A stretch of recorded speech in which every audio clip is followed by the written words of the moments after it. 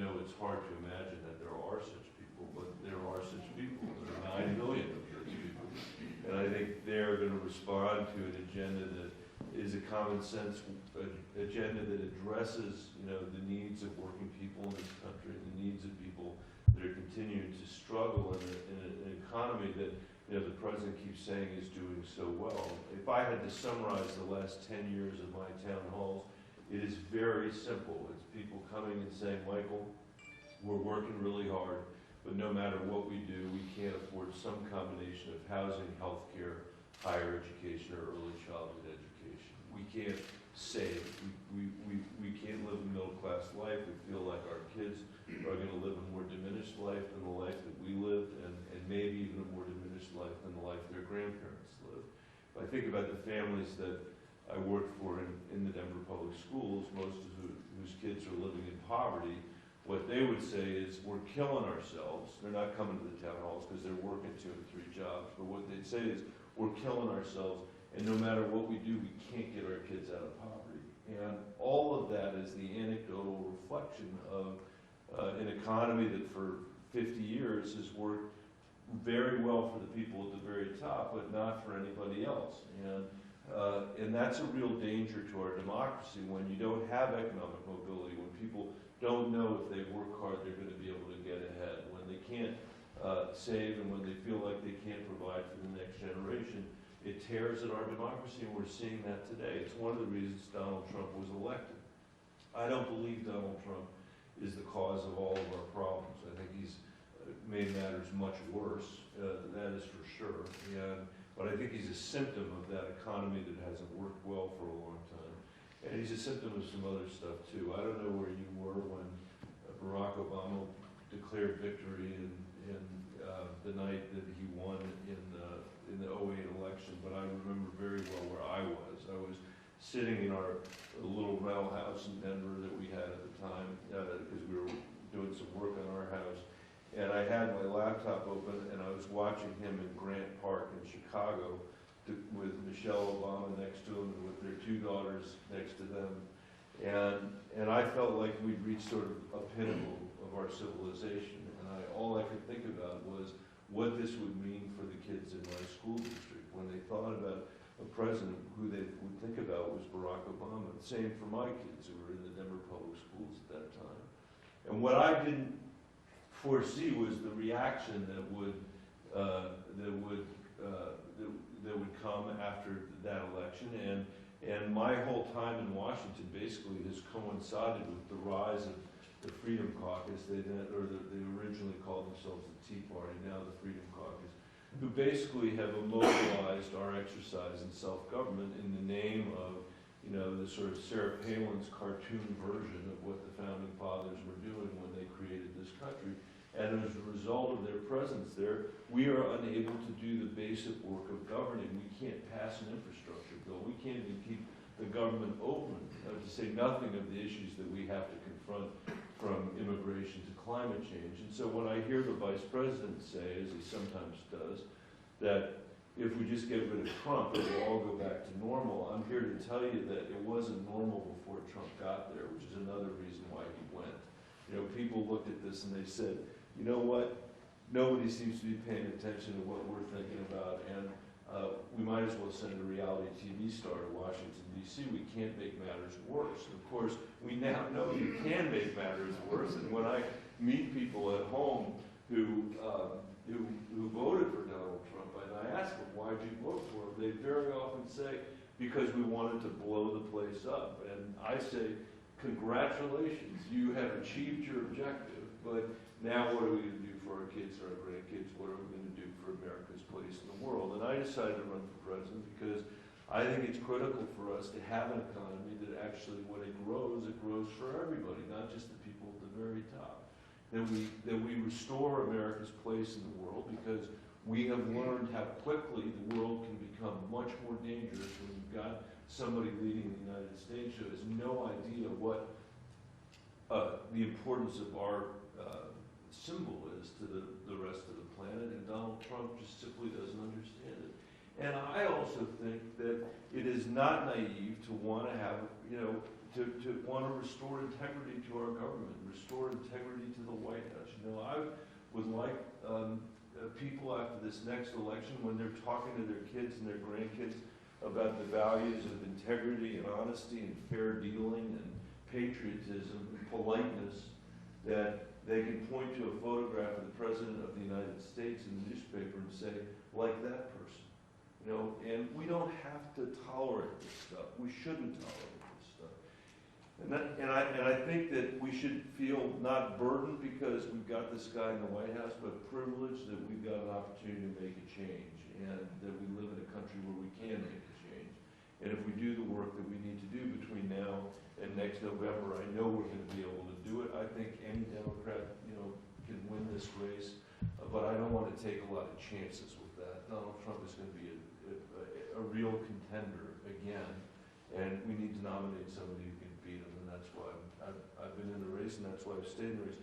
For those of you that don't know her, I want to introduce you to Representative Marjorie Smith, who's here. Is this your district at work? No, my district is Durham and Madbury. But she is the chair of the Judiciary Committee in the House here, and she's been nice enough to endorse my campaign, which I'm very grateful for. And so I wanted you to meet somebody who's your local elected official. If you have any questions for her, please go ahead and ask them. That's not fair. Okay, that's all I had. I'm happy to talk about whatever it is you want to talk about. Any questions about the campaign, about impeachment, about anything you want to talk about is what I want to talk If we're going to take back the Senate and the presidency, we've got to have a platform in Milwaukee that appeals to both sides of the party. about. Yes, sir. How do you feel that that's going to come together? I think we're going to have to pull it together. And right now, we've got a very wide gap in terms of what people are running on. If I can give you just a flavor for what I'm running on, I'd like to do it because it's meant to, for me, it's very straightforward, really. And that is if Jeanne Shaheen and Maggie Hassan can run on the agenda, I think we can beat Donald Trump. If they can't run on the agenda because it's too far left for New Hampshire, I think we're going to have a hard time beating Donald Trump. And so my proposals are kind of grouped into an agenda called the Real Deal. And to give you an order of magnitude, it's about $6 trillion of spending, all of which I have shown how I would pay for. Elizabeth's proposals add up to $41 trillion. Bernie's add up to $55 trillion. So that's much more than we are going to spend over the next 10 years as the federal government. I think it's possible you could win a Democratic primary making those sorts of promises of free stuff. I think it's a lot harder to imagine winning a general election doing that. And my proposals basically are these. One, dramatic increase the child tax credit, which would cut childhood poverty in America by 40% in 1 year, according to Columbia University. Big increase in earned income tax credit, paid family leave, raising the minimum wage across the country. Instead of free college, which is what a lot of talk has been focused on during this election. As the only school superintendent to run for president, I'm much more interested in free preschool than I am in free college. And what do we do about the 70% of kids who graduate from high school but don't go to college so they can earn a living wage when they graduate from high school? I think that I've committed to spend $50 billion a year, $500 billion over 10, to change that so that our high schools and our community colleges are working to put people in a position to earn that living wage when they leave. On health care, my proposal is that we finish the job with the Affordable Care Act with a public option instead of Medicare for all, which is what Bernie and Elizabeth have proposed. It doesn't require $1 more taxes on anybody, but it gives everybody in America the choice to stay on private insurance if they have it, or come onto the public option if they want. $1 trillion investment in infrastructure, $1 trillion investment in my climate plan, and an immigration bill like the one we passed and I wrote in 2013 with the gang bait. That's, I think, and a big reform agenda around getting rid of Citizens United and all this other stuff that I think we need to do. To me, that looks like the arc of something that we can unite around in Milwaukee and that can allow us to win races in the rest of the country without being disqualified by Donald Trump for overreaching in ways that are not going to be persuasive to the American people. That's sort of what I think. And we'll see what happens. I mean, we've got to come together. There's been some stuff in the last few days of people sort of attacking each other that I think isn't really going to help us when we want to unify. Last time we didn't unify and we lost to Donald Trump. I just would like to ask about, in many states, we're going to beat Donald Trump by getting out the vote. In Michigan, for example, there was a really downturn in the voting, Right. especially in the black population. Yep. And my question is, I know you're not talking about vice presidential candidate, but how do you bring diversity into your campaign and So, get the right. voters out? So first of all, I think we need a ticket that's diverse. I believe that, and I would believe that even if the politics didn't command it, but I think the politics do command it. We're going to have to focus hard on getting the African American vote back out. You're very right about what happened in the last election, and again, we need an agenda that is going to be appealing to people and speak to people to do that. And I think that each of us, no matter what we end up deciding to do here in terms of, you know, what candidates you support, we got to commit to each other that we are going to do absolutely everything we can do to make sure that every single person who's eligible to register to vote actually registers to vote, and every single person who votes, votes. And last time, nobody believed Donald Trump could win, including Donald Trump. Now we know better. And they have continued to try to suppress the vote all over the country. It's shameful what they're doing out there. And we got the Russians trying to suppress the vote on top of everything else. And Donald Trump won't even admit that they're attacking our democracy. And they haven't. I'm on the Intelligence Committee, and it was really bad in 2016, and they're going to try to do it again in 2020. And they are targeting, in particular, the African American vote and the young vote in this country.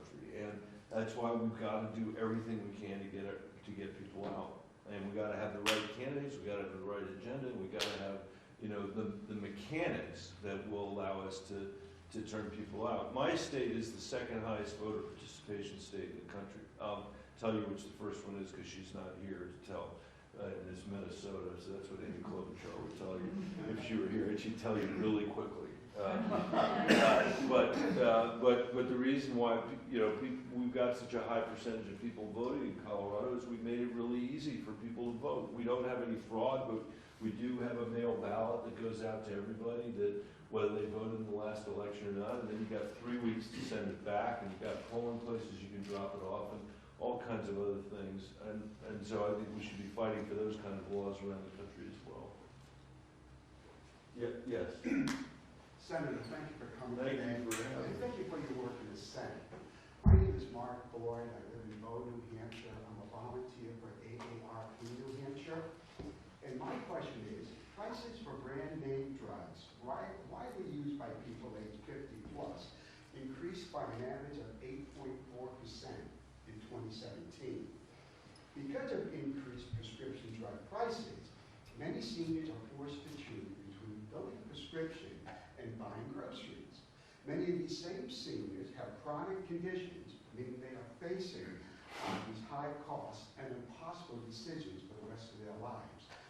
When you're elected president, what's the first thing you'll do to lower drug prices? The first thing I would do would be, thank you for your optimism, by the way. The first thing I would do is I would pass my Medicare X bill, which is the bill I mentioned earlier. It's a public option. Again, everybody in the country would have the chance to be on it if they wanted to be on it. And it requires that the federal government negotiate drug prices. So right now, as you probably know, the federal government is prohibited from negotiating drug prices. That is crazy, and we got to change it. Donald Trump ran for president promising that he would change it. He's done nothing to make matters better. And so that's the first thing I would do. Another thing that I would do is to make sure that pharmaceutical companies aren't gaming the intellectual property laws so that they're not allowing generics to come online as quickly as they should come online. That's a big problem in our country. That would reduce drug prices as well. And I think in general, we have to make our healthcare costs transparent in this country. And nobody knows what anything costs in America when it comes to healthcare. And that makes it very hard for us to control costs. So we've got to put a price tag on everything. And that's something I've been working on for the last 10 years in the Senate, and I continue to work on as president.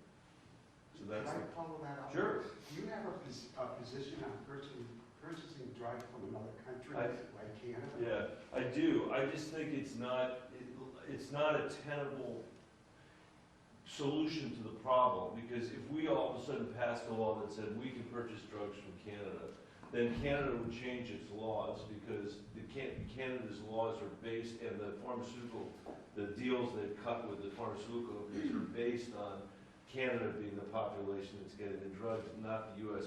And it sounds great, especially if you're living in New Hampshire, but I don't think it's a sustainable solution. I think negotiating drug prices is what we should be doing.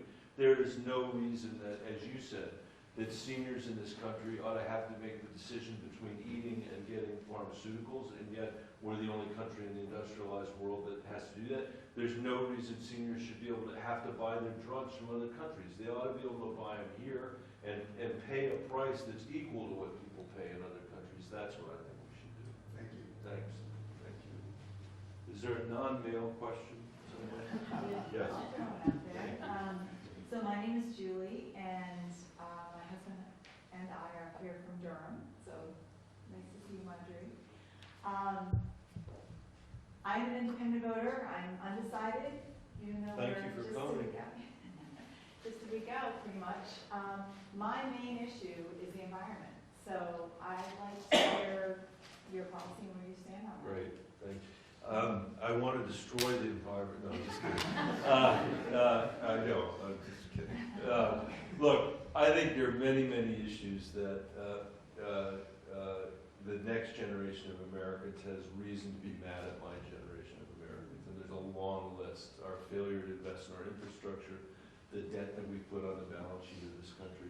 But I think by far the one they're going to hang us from our thumbnails for is the climate and the environment if we don't get our act together here. Because their view is if we don't do it in a timely way, they may not be able to do it. And I think they're right about that. And I certainly wouldn't want to guess wrong about it. So we've got to address it. As I mentioned earlier, I mean, every night I get into bed with somebody who's took me to Colorado because she was going to work for Earth Justice, which used to be called the Sierra Club Legal Defense Fund. So I've had to have a pretty good record on environmental stuff for the 11 years that I've been in the Senate in order to be able to go home again at night. And it's a pretty good discipline. But I do have a different view on climate than some of the other candidates in this race, and so maybe I'll mention that. You'll hear, if you go to these events, you'll hear everybody talk about the fact that we have to act urgently on climate change. And I believe that, I agree with that, but it's not sufficient. We need an answer on climate that will actually endure, that will last more or less for a generation. And right now, our politics in Washington can't sustain that because at best, you know, I put my ideas in for 2 years, the other side rips them out. I put them in for 2 years, the other side rips them out. This is what we've been doing with healthcare for the last 10 years. You can't fix climate 2 years at a time. You can't. Which means that I think ultimately we're going to need something in this country that we think of as American climate policy. Like we used to have something called American foreign policy, where when a president was elected, whether they were a Democrat or a Republican, they understood what their job was with respect to the Soviet Union. They understood what their job was with respect to the Cold War. We didn't win the Cold War 2 years at a time. We won it in a sustained effort over decades. That's what we have to do with climate change. And that's why when a woman asked me in Des Moines, can Western democracy solve climate change? I said to her, you have just asked the most existential question of anybody in this campaign. And it's why we can't accept the kind of broken institutions that Mitch McConnell and Donald Trump are delivering. There are some people who think we should just go down the rat hole with those guys, and I just fundamentally disagree with it because we're trying to do something totally different than what McConnell's trying to do. McConnell, you know, isn't trying to solve climate change. He doesn't care. He's trying to put right-wing judges on the courts to strip environmental regulations away, which is a good reason not to vote Republican right now. And he's, every now and then, he reaches out to cut taxes for rich people, and basically that satisfies him. That's not what we're trying to do. So my climate plan, in some ways, looks very similar to the other candidates. $1 trillion investment in clean energy, cut by 50% the emissions from our built environment by 2030, cut by 50% transportation emissions from our built environment. But in other ways, it looks very different because I have focused on the need to pay farmers and ranchers and foresters in this country to sequester carbon in our soil, to sequester carbon in our trees. There's a worldwide movement to basically use 30% of our planet and our oceans to sequester carbon. And I think not only substantively is that a useful thing to think about, but politically, the reason I wrote it that way is that it's a way of trying to create a coalition, an unusual coalition of conservation folks and farmers and ranchers, so we can not just act urgently, but sustain the work that we're able to do, because we've crossed political lines to be able to do it.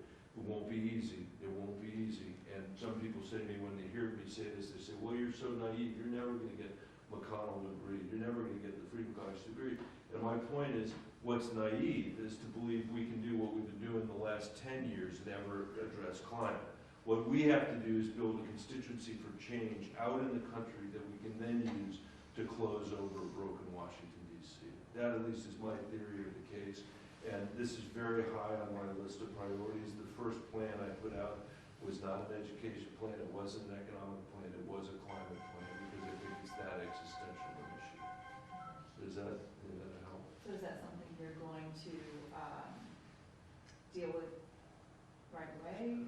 In my plan, I lay out the first 9 months of in my climate plan, the first 9 months of my administration, and it starts with day one, getting back into Paris, and day one, assembling the people that we need to assemble in the White House to draft America's climate change plan, which is what I call it. And then what I say is, if in 9 months the House of Representatives, or the Congress hasn't passed the plan, that I will use every single administrative authority available to the President under the Clean Air Act to do everything I can to address climate on my own. And I was the first candidate in the race to say that and to point out the provisions that I would rely on. That to me is a lousy, it's a lousy second best, because what I really want us to do is get something passed so we can create the kind of durable solution that I was talking about. Could I follow up on Sure. this question? So, up until 2010, carbon tax was supported by the Republicans. Yeah. And I'm wondering if that's part of your plan moving forward. I'm smiling because of the precision with your observation. First of all, I definitely would support a price on carbon. It's not in my plan, but I've said over and over again that I would do that. I am both on the Democratic Senate Climate Committee. We've got a group of people that we put together that are a working group on climate, and I'm in the first bipartisan climate caucus that we've had in the Senate, and this just started a month ago, which is nice to see a few Republicans at least showing up saying this is something that's real and we need to do something about it. The year 2010 is a very important year for the environment, and I'll tell you why. The Republican Party used to have a fairly honorable tradition on the environment and on climate. It wasn't perfect, but it wasn't dishonorable in many ways. Richard Nixon, you'll remember, he set up the EPA, he signed the Clean Water Act, he signed the Clean Air Act. Ronald Reagan closed the hole in the ozone layer. Some of the people here may not even know there was a hole in the ozone layer. He did it through a cap and trade system. Both Bushes said climate change is real and we need to do something about it. And my friend John McCain ran on climate change. He ran on the work that he did in the Senate on climate change. What changed? What changed? In 2010, the year you cited, the Supreme Court decided its opinion in Citizens United. And it opened up the spigot of these billionaires, the Koch brothers, the main culprits, and allowed them to spend unlimited amounts of money in our elections. And that created what I describe as a corruption of inaction in Washington, D.C. They didn't force them, but all the Republicans signed an anti-climate pledge saying, we're not going to take up climate legislation. And ever since then until now, we've been totally locked down. And that's what happened. And that's the reason why we're the only industrialized country in the world with a leading political party that denies climate change is real. So it is a great relief to see a few people now beginning to poke their head out again and say we need to deal with this. And in private, I've had conversations with people that are much more, create much more optimism than what you hear in public, but that's the reason. And now at this point, because of Citizens United, for the last 10 years, if people were having a meeting on climate, or if they were introducing a bill on climate, or a carbon tax, which some Republicans that are not members of Congress still support, what you hear is those billionaires start to rattle the coins in their pocket, and they say, you better not do that, because if you do, we're going to put $30 million in a primary against you and beat you in the next election. That's what we've been dealing with for the last 10 years, and that's one of the reasons why we've got to overturn Citizens United.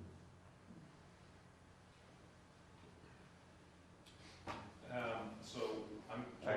Well, go ahead. You go ahead, and I'll come back here. I'm 28. I have kids, but a lot of people that I know in my generation sort of are having kids now that are school age. And one of the things that I hear far too frequently is that their kid had an active shooter drill in kindergarten and first grade. So I'm curious how you plan to tackle the gun issue overall, and certainly guns in schools. Yeah, let me say by way of introduction to tie these two issues together.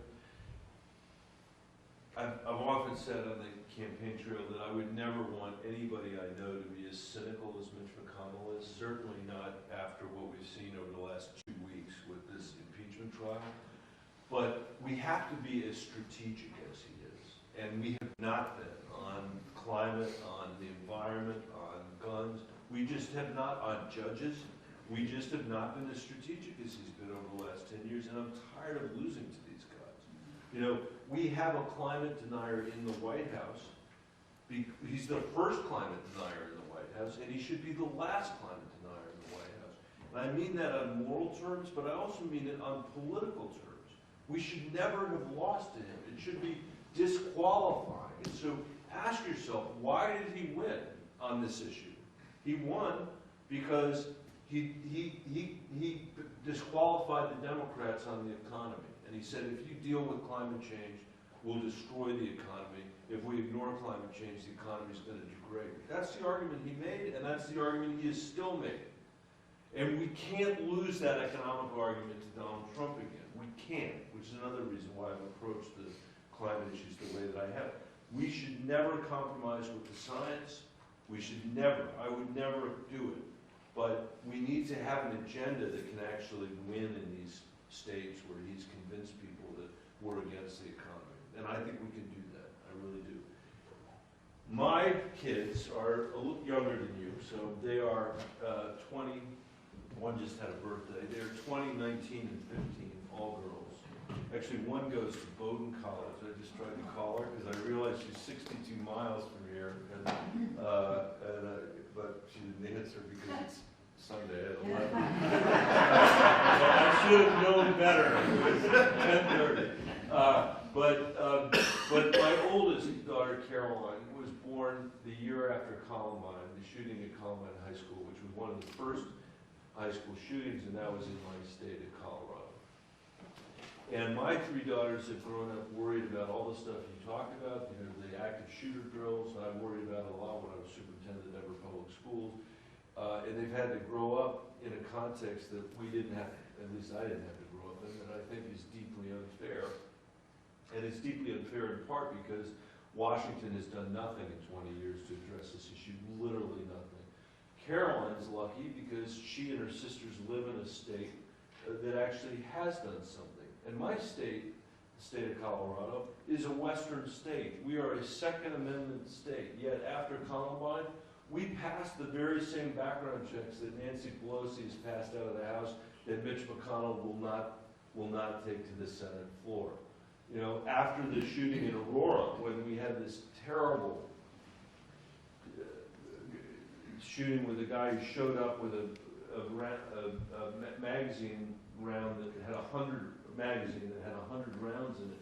We said we're not going to have that in Colorado. I mean, we've limited the size of magazine, and still at the national level, we've done nothing like that. And I think where we should be focused first is on the background check issue. I would support a modern assault weapons ban, but I think where we should start is on the background check issue, and we should be focused like a laser beam on that. That's what Nancy Pelosi passed out of the House. She could have passed other stuff, but she passed that because 90% of the American people support it. And if Mitch McConnell doesn't bring it to the floor, which he probably won't, we have to make this a voting issue in our elections, you know. And I can tell you things are changing politically on this issue. The kids from Parkland and the moms demand action. They are doing what you're supposed to do in a democracy to make change. Now what we need are politicians in Washington who actually will respond to that change rather than just be cowed by the NRA, which is what's happened for the last 20 years. Unless you hold the guys that are stopping us from getting anything done politically accountable for what they're doing, nothing does get done. And I don't believe we've held McConnell and the Freedom Caucus accountable over the last 20 years for what they've done politically, is what I mean to say.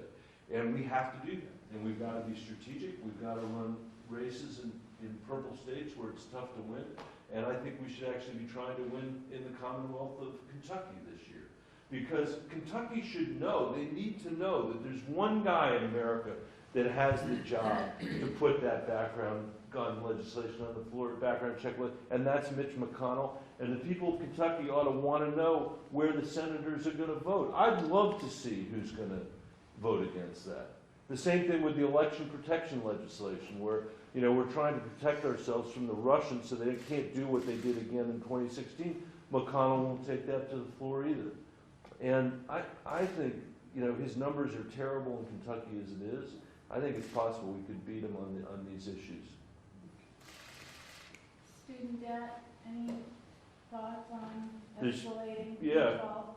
There's much too much of it. I mean, it is a crisis in our country. It's another one of those things that didn't happen by accident. It's another example of my generation kind of rolling the carpet up on the next generation of Americans because we have simultaneously made college very expensive while we've withdrawn all public support of universities. You know, it used to be that you could graduate if you work with no debt, and in this country that's very uncommon now. People are having to take out 25 years worth of student loans just for the privilege of getting a college degree, and it is a huge drag on our economy because people are having to make decisions they wouldn't otherwise would make because they've got to deal with the student debt. So I think there are two fundamental issues here. One is, what do you do about the people that are already stuck with the student debt that they've got?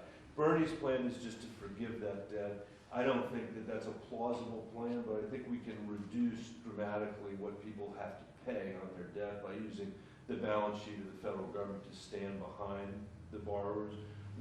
People ought to be able to reduce their interest costs, and today, not only can they not reduce it, they have this compounding problem where they can't get to the principal at all. That's a disaster. That's the primary disaster for most people that are borrowers in this area. I think we can do a much better job. I think we can forgive the debt of people that are working, you know, teaching, for example, in high poverty schools in this country, in rural areas and urban areas of the country, supplying some other set of, you know, talents like nursing skills that are in short supply somewhere as a way of incentivizing people to come do the hardest work that we're asking people to do in the country today.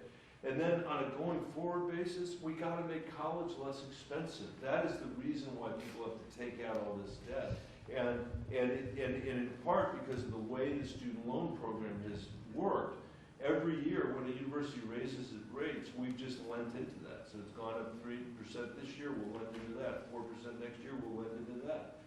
4% next year, we'll lend into that. That all of a sudden is an 11% increase, and it's going up more quickly than that.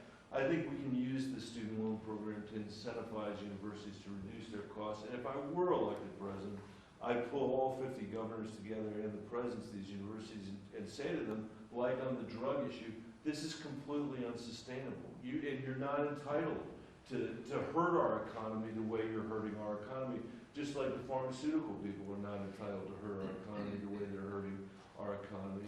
And I hope some moral suasion would make a difference as well. So that's, Bernie's proposals in this area do nothing to reduce the cost of college, which makes me skeptical that over the long haul they'll actually make the kind of difference that we need to make. Yes? What will you do to stamp out racism and fear? To stamp out racism and fear? Was that your Yes. question? Yes, thank you for the question. It's a really important one. I really believe, and I've written a whole book about it, so it's not just because we're here having this conversation. I really believe that our diversity in this country is our strength. Our what we used to call pluralism is our strength. The idea that people from different backgrounds, from different religions, from different ethnicities, from different nationalities, all find themselves coming together in the one country in the world where you can come together like that. And if we put everybody in the position to be able to have a useful role in the democracy and economy, we're stronger, not weaker, as a result of that.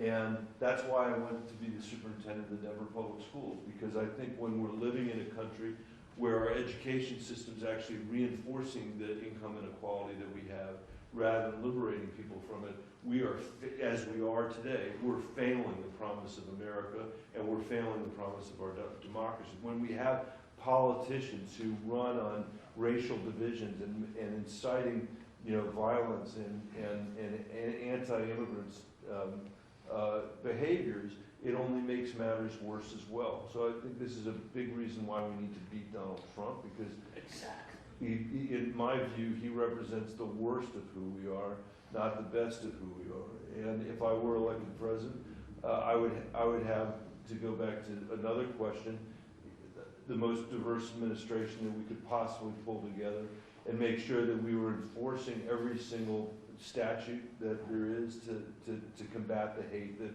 exists in the country, whether it's racist or anti-Semitic or whatever it is. And I can tell you that when I hear people say about President Trump, well, I think he's okay, because look what he did on the tax cuts, and look what he did, which, by the way, that's a whole other thing we should talk about. But look what he did on the tax cuts. Look what he did to reduce regulation. Look what he did to take on China. And when I say to them, let me tell you something. The kids in my old school district and their parents, my school district is 57% Latino, 20% African American, 20% white, are terrified that their families are going to be split up by Donald Trump. They're terrified that when they go home from school, their parents may not be there when they get there. And so no matter how much you like your tax cut, it should be disqualifying that somebody who's president of the United States is terrifying people in my old school district. That's how I feel about it. And He scares me too. yeah, well, he scares me too, so we got to beat him. Yes. That's what we have to do. And I think we can. And I think if we're smart about it, I think we will. So thank you for your question. I'm trying to see if there's another non-male question that because I'm trying to think of one, because you got 6 or 7. Yes, thank you. Would you take a few minutes? It's all in honor of my daughters. Is why I always insist on this. Hi, thanks for coming today. Thank you for coming today. Would you take a few minutes and describe the culture in the Senate? It sounds like, I lived in Washington in the 70s, and I babysat for a few congressmen, and then they lived there, Right. kids went to school there. I haven't been there for years, but Yeah. it just sounds like you don't even talk to each other. Yeah. I would say it is toxic and broken. I wrote a book, the same book I was just telling this gentleman about, and the name of it was not very uplifting. The name of it, is The Land of Flickering Lights. And then the subtitle is Restoring American Democracy in a Time of Broken Politics. And it takes you through the last 10 years on the judges, the last 10 years on immigration, the last 10 years on the fiscal fights that we've had, the last 10 years on the environment and climate. That's why I'm able to tell that story about Citizens United, because tell that story in the book, takes you through the Iran deal, you know, where President Obama, for once, the United States was actually trying to manage a problem in the Middle East instead of going to war with it. And right after the president announced the preliminary terms of that deal, 44 senators, that's almost half of the United States Senate, wrote a letter. You know, often we, in our Senate caucus, I don't know if you guys do it in the state, but people will circulate letters to get a commemorative coin named after or stamp for somebody in the state, or a stamp made for somebody in their state, or, you know, to make this national whatever day. That's what those letters usually are. This letter was a letter written to the mullahs in Iran saying, don't trust the President of the United States. And it was written by Tom Cotton, and it was signed by 43 other senators. And in the book, I write about how, you know, was there a moment in American history where there's anything like this? And there's never been anything like it. You know, it'd be like if guys, I can't even think of it, if President Kennedy were negotiating with Khrushchev and half the Senate wrote a letter to Khrushchev saying, don't trust Kennedy. That's how broken it is. And it was broken before Trump got there, as I said. He's made matters worse, but it was broken before he got there. Broken by the money in Citizens United in the House, broken by the political gerrymandering that's there. And we're living in a moment where we used to, every night, all, as my grandmother would say, my Polish grandmother, she'd say, cross the room and open the television set. And we would watch Walter Cronkite for half an hour, and then we'd turn Walter Cronkite off. We were one of the two other versions of Walter Cronkite that were on that night. We'd turn that off and we'd go about our business. Today, we've had the collapse of print media and the rise of social media, which is dividing us terribly. There's no reason. I would have believed at the outset that social media wouldn't be a democratizing force, give everybody a voice and have a national town hall and be able to have politicians respond to that. But unfortunately, it's gone the other way. And up until now, at least, it's really supported tyrants in the Middle East and here as well.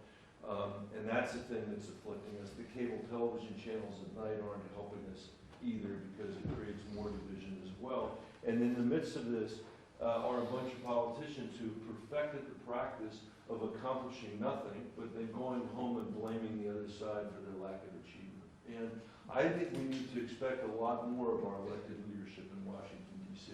What we just saw over the last 2 weeks was a disgrace. You know, this came after President Trump stonewalled the House of Representatives in a way that no other president ever did, including Richard Nixon. I mean, there's all this talk about whether subpoenas were legitimately issued or not legitimately issued. I don't know if you heard all that during the trial, and I can talk about all that if you're interested in it. They had to subpoena stuff to get documents for your oversight.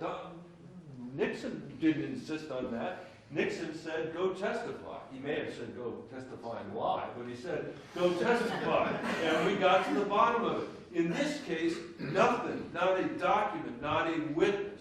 And then they come over to the Senate, and McConnell crams through a rule that says, we're going to have a trial without witnesses. We're going to have a trial without evidence. And in doing that, the Senate as a whole and the House as a whole lose their ability to do the kind of oversight that's required for us to know that we're living in a country that's run by the rule of law, not by one individual. So it's pretty terrible down there. And I believe, you know, I've been there for a decade, as I said.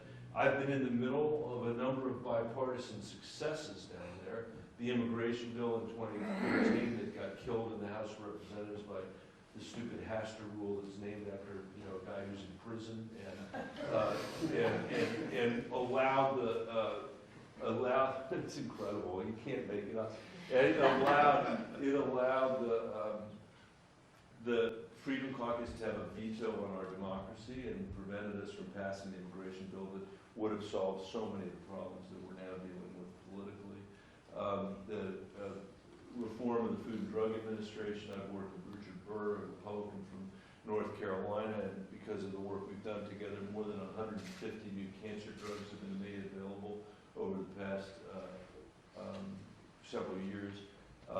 The work with Lamar Alexander to rewrite the Elementary and Secondary School Act to put No Child Left Behind in our rearview mirror.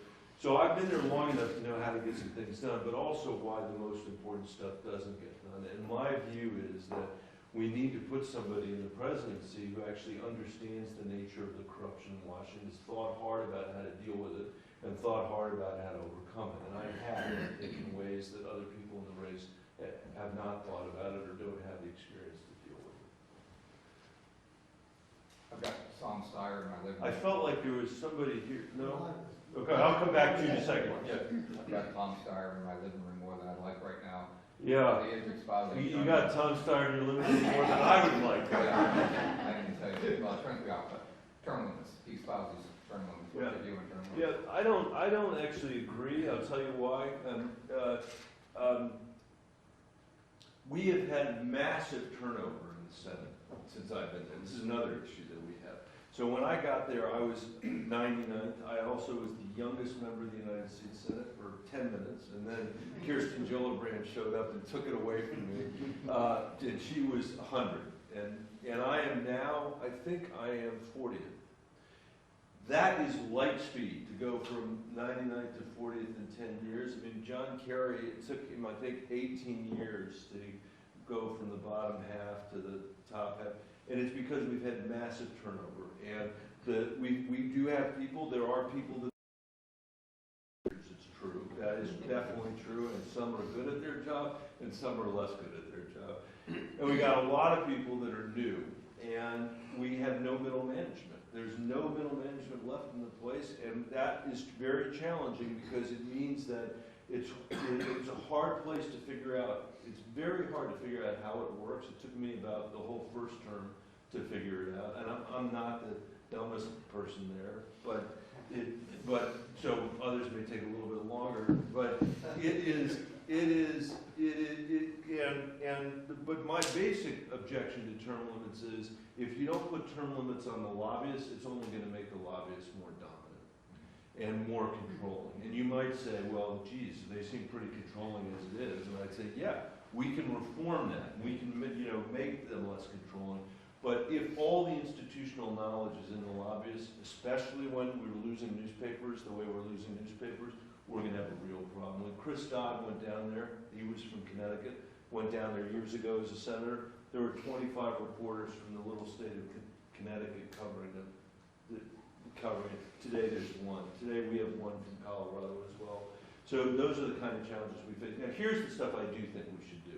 One, we got to overturn Citizens United for the reasons that, and if I were elected president, I'd lead the fight in all 50 states to get it on the ballot, to get it through the legislatures to pass a constitutional amendment. And we can do it. The last Gilded Age, we're living in a Gilded Age right now. The last Gilded Age didn't end itself, and they had to pass 2 constitutional amendments to end it. We can pass a constitutional amendment to help end it here, and I think we can engage the next generation of Americans in that work and say, look, you've got a big job to do here, which is to get money out of our politics and put people back in our politics. That, I think, would make a big difference. I wrote the first bill in the Congress, in either the House or the Senate, to make partisan gerrymandering illegal in this country, so that you cannot gerrymander for political purposes, so politicians can't pick their constituents, but the constituents pick the politicians, which is how it ought to work. I think there's a lot of broad support for that idea now in this country, and so that's another thing I think we should do. On the lobbyist question, here's what I would do, and I've had this bill almost for a decade down there. What I'd say is if you have had the privilege to serve as a member of the House or serve as a member of the Senate, you should accept a lifetime ban on ever becoming a lobbyist in Washington, D.C.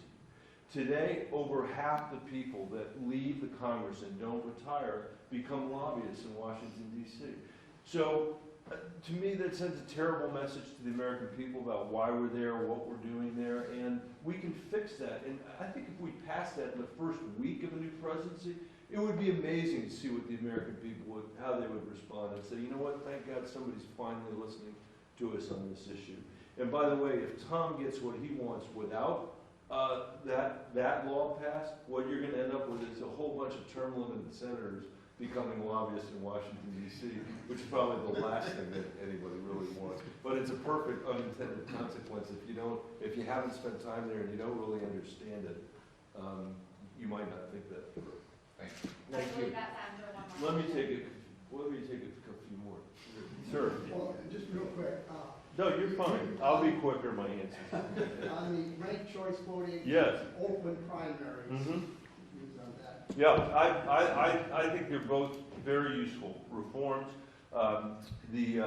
My daughter, Caroline, my 20-year-old, is working hard to try to get ranked choice voting adopted in Connecticut, which is where she goes to college. And I just was on the phone this weekend with a guy in Maine who won his congressional election. He was the first person elected to Congress who won on ranked choice voting. If you guys don't know what it basically does is it says if nobody gets 50% in the primary, you go back and recount everybody's votes so that you can get people's second choices and third choices and fourth choices, which means that ultimately you get somebody representing a district who can faithfully say, I got 50% of the votes, and I think that's a real potential positive. I also believe strongly in open primaries. I really think it's smart, and that's the idea there is that you run irrespective of party, and you take the top two, and the top two then have an election. It works out differently in different places. We have a version of it in Colorado now. It's not quite as open as I wish that it were, but we've got independents now can vote in either primary if they want to vote in either primary, and I think that's at least a step in the right direction. I'm asking you questions. Or I'll come back to you. It doesn't. First of all, that's how it works in. I know. So. That's one of the reasons I'm here, because there are a whole bunch of independents who can vote in this Democratic primary, and I hope they'll vote for me. First one of the downsides if ex-senators can't become lobbyists is then they'll be even more afraid to lose. So why were our Republican colleagues so afraid of Mitch McConnell and Trump? I can't, I can explain it, but I don't justify it. I think it's an outrage. I think it's an absolute abdication of their constitutional responsibilities. And I think history is going to judge these guys incredibly poorly for what they've done. And I don't take any joy in that. There's people down there that I like, some I don't like so much.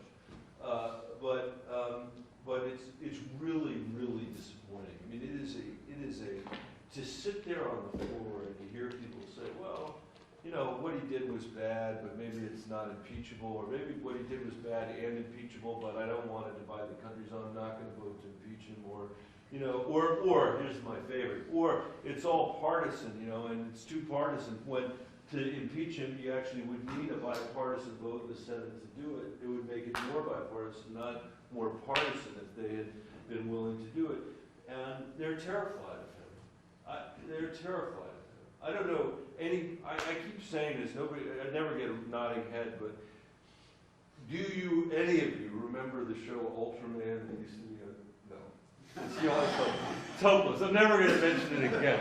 You'd never mention it again. It was a program I used to watch when I was a kid. It was a Japanese program. There was a guy who would become Ultraman. He'd save Tokyo from a monster that would be walking around like this with, these beams shooting out of their eyes. That's what these guys are like with Trump. They're just worried they're going to get incinerated. And they don't know, is it, if they stand there, is that where he's going to get them? If they stand there, is that where he's going to get them? If they stand there. And they don't have any idea.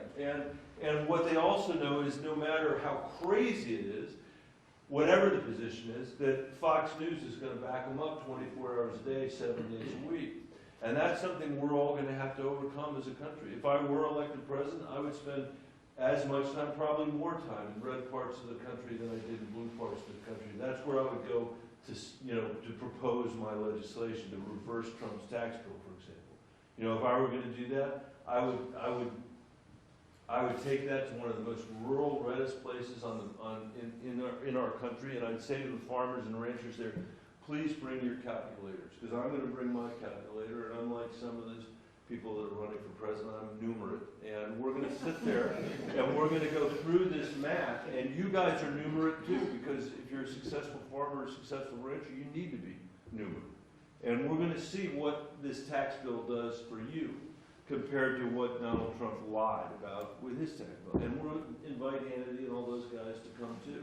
And I think over time, we can actually start to reclaim the public sphere here and the public square here. But man, right now, it's in rough shape, and we're gonna continue to see the kind of cowardice that we saw over the last 2 weeks, unless we've got somebody who can stand up to these people out in America, and I'd be more than willing to do it. As I mentioned earlier, I was an urban school superintendent for a number of years of my life, so I've been through the wars over and over and over again. This will seem like patty cake compared to that. The impeachment, what effect is that gonna have on them? Yeah, what effect is the impeachment gonna have on November? We have absolutely no idea. We have absolutely no idea. And what I believe is, if we want to win this election in November, we have to reassert a standard of what we want out of the president, that the American people say, you know what, we really would rather have that than somebody who's told 15,000 lies. You know, we would rather have somebody who actually loved the democracy rather than somebody who doesn't care about democracy. And I think where that lies in the end is in what we want to do for the next generation of Americans. Are we prepared to be the first generation of Americans to leave less opportunity, not more, to the people coming after us? Because as long as this guy is in the White House, that's going to be what we end up doing. And I think that is something that's unifying the American people. They don't want to leave the next generation in a lurch. And I also think it is not, you know, when I think about the standard of leadership that we want, I think about the fact that we elected a guy who spent a lot of his time during his primary mocking John McCain. You know, let's take that as an example, because there are many other examples, but take that as an example. He said John McCain wasn't a hero because John McCain had been captured. This is a guy who had said he had bone spurs and couldn't go to Vietnam as a result of that. McCain spent 5 years in solitary confinement in the Hanoi Hilton. And they said to him, we know your dad's an admiral, we know you can leave. And he said, I'm not going to leave because the code says I can only go after these other guys go. And he stayed until the end. They brutalized him there. They broke his body while he was there. And he became a butt of Trump's jokes, and then Fox News repeated it over and over again. And to this day, you know, that they still pillory him. And when I'm with Republicans, you know, across the country or at home in Colorado, and I say, do you remember when McCain said that stuff? They say, yeah.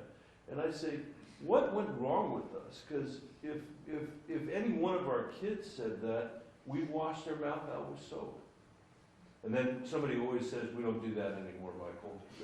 You take away their phone. And I say, take away their phone. But then I say, you know, if your mom or your dad did it at the dinner table, you know, your parents did it at the dinner table, you say, don't ever come back to dinner because, or forgive us for this. And actually you probably would take away their phone too, is what you'd probably do. But we wouldn't tolerate it. Every single day when Trump is in the White House, we're putting up with stuff nobody should put up with. And we have to reassert that standard, I think, to win. Because if he continues to get away with the idea that it's all a reality TV show and it doesn't matter, he could win again.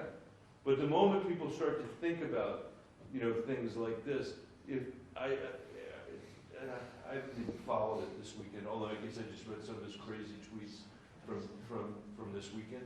But if anybody in this town spent the weekend tweeting out the stuff Donald Trump tweets out on a regular basis on the weekend, and you were employed by anybody in this town, on Monday morning, if you had a human resources department in your law firm or your real estate agency or whatever it was, they would be saying to you, you better stop this because we're going to have to fire you. And if your answer to that was, don't worry about it, I'm a stable genius, or your answer to it was, don't worry about it, I have unmatched wisdom, you actually would be fired. But the problem is the guy's president, so he spends 2-3 days watching cable television and tweeting out after he's watched stuff on cable television. The Chinese, meanwhile, are signing trade agreements with, you know, enough economies that represent 40% of the world's economy, and we're had no part of it. Iran is doubling the number of centrifuges they're using to enrich uranium, so they can build nuclear weapons to threaten the region and threaten us. And that's the opportunity cost of having this guy in the White House. And I think in this general election, we need to remind the American people of how costly this has been to our country. And it has been. I think if we can do that, I think we'll win. I'm just gonna ask another- Okay, this last one. The possibility of censure in the Senate instead. Got to get back there to see. I don't know. We're going to sort of let everything cool down a little bit over the weekend and see what, and we got to get through these last 3 days. And then I think we need to see, frankly, I think it's very unlikely that the Republicans would be willing to do it. There's other questions now too, like, Trump's keep saying, oh, they're going to keep investigating, or they wanted impeachment from the very beginning, all this stuff. Actually, Nancy Pelosi resisted this for a very long time. And then Trump said out loud, yeah, I extorted the Ukrainian prime minister, president, and for my own election, and you know what, at a certain point you got to call the question, and I think she had to call the question.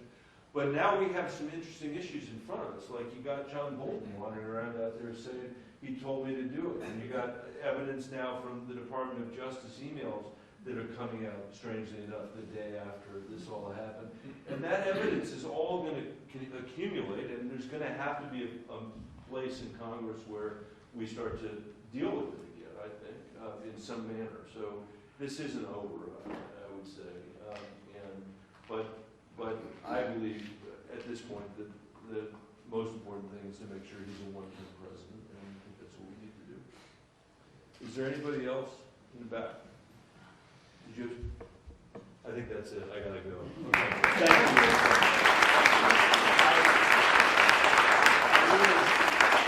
I really can't tell you how much I appreciate your turning out on it. I was gonna say Saturday, but I think it is not Saturday. It's Sunday morning for this conversation. I would love to have your vote. I really would love to have your vote. I think I've got a different set of experiences than the other people in the race, a different perspective than the other people in the race.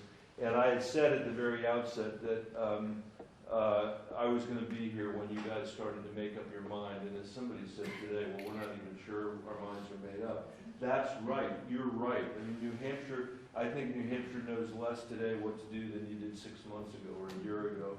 And you've got a week to figure this out. I think you ought to vote for the person you think will have the best chance of beating Donald Trump. I think that's the most important thing. That's my 2 cents. And we obviously love your help between now and Election Day or on Election Day. So thanks. Thank you for having me. What do you do for us on the spectrum? Can I say one last thing before I get hit, before I leave here? I just want to tell you one thing, just in case I get hit by a bus, and you will now know this, and I will have imparted something important. I was just asking a question. Can I repeat that question, or Yes. should I? You want? Is it okay? What will I do for those of us that are on the spectrum? We're going to have that conversation in a minute. In a minute. But let me just say broadly, this sense that people have in this state that our schools aren't as good as they used to be, that our kids' schools aren't as good as they once were, that the health care isn't as available as it once were, that the roads and bridges are not in as good shape as all of that stuff is the result of a bunch of things. But the 2 biggest things are, since 2001, we have spent $5 trillion in tax cuts for the wealthiest people in this country. We borrowed every single cent of that from China. So if it'd be like the mayor of your town coming to you and saying, we're going to take out more debt than we've ever taken out at any time in the past, and you would say, that makes me nervous, I'm not sure I like the idea of that. What are you going to spend the money on? Are you spending on roads, bridges, sewers, schools? No, I'm going to give it to the 2 blocks in the city that have the wealthiest households, which is what we have done since 2001. And we've spent $5.6 trillion, also all borrowed from the Chinese, on 2 20-year wars in the Middle East. That's $11 or $12 trillion that, from the vantage point of people in our society who could have used those resources, we might as well have lit the money on fire. And I just think it's important for people to understand that contextually as we think about the changes that need to be made. Don't applaud again, I just want to say, thanks for coming.